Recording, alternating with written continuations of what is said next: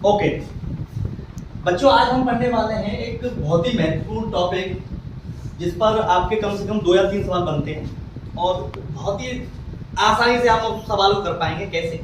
जैसे सवाल दिया है कि x प्लस 1/x बराबर 2 है, तो बताना है हमें कि x की घात 2 प्लस 1/x की घात 2 बराबर क्या होगा। इसको हमें हल करने की एक बहुत ही अच्छी अप्रोच रहेगी। अप्रोच क्या रहेगी? तो हमने बताया कि दो भाई हम यहाँ पे वर्ग है तो यहाँ पे भी वर्ग कर लें, फिर उनको मतलब एक चीज एक तरफ ले आए, चार एक तरफ ले आए, अच्छा चार एक तरफ ले आए, उसको हल कर लें। एक तरीका तो ये। दूसरा तरीका हमारा ये है कि हमें ये जब हमें ये पता है कि यहाँ पे x है और यहाँ पे भी 1/x है, जब इसका मान 2 आ रहा है तो इसका मतलब यहाँ पर मैं x की वो संख्या रख दूं जो जोड़ने के बाद हमारी 2 बन जाए। तो मतलब कोई ऐसी संख्या है जो 2 बना सकते हैं इसको।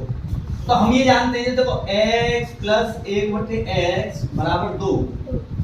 अगर ये दोनों परमेय संख्या है, अभी तो परमेय संख्या बनेगी, तो दोनों परमेय संख्या बना लो। तो इसे कैसे बनाऊंगा परमेय संख्या? यहाँ पर भी प्रत्येक अच्छा, अब मुझे देखो कि अगर मैं x की जगह कितना रख दूं कि 2 बन जाए। तो देखो x की जगह बताओ, जरा सोच के देखो कितना रखूं मैं। यहाँ पे क्या रखूं? 1 रख दूं। चलो 1/a प्लस 1/x जोड़ो, तो 1 का भाग 1 बनेगा तो 1 बन जाएगा, 1 का भाग 1 बनेगा 1 बन जाएगा। तो इन दोनों को जोड़ेंगे कितना आएगा? 2। इसका मतलब 2 आ गया। इसका मतलब x का मान हमारा कितना आया? 2। x का ना x का मान कितना आया? 1। देखिए समझ बात है। अब x की जगह हम कितना रखते हैं? 1 रखते हैं और हमारा उत्तर आ जाएगा। तो इसका मतलब यहाँ पर रखो x मतलब 1 की घात 2 प्लस 1/1 की घात 2। तो 1 का वर्ग कितना होता है? 1 प्लस 1/1 का वर्ग कितना होगा? 1 1 का भाग 1 में देंगे तो क्या बन जाएगा? 1 और 1 कितना होगा? 2। तो इसका उत्तर भी हमारा कितना आ जाएगा? 2। ऐसे ही ये सारे सवाल हैं, आप देख पा रहे हैं 4-5 तरह के सवाल हैं, सबका उत्तर आप निकाल पाओगे? चलो जैसे ये आप समझना है, ये पहला सवाल है इसमें।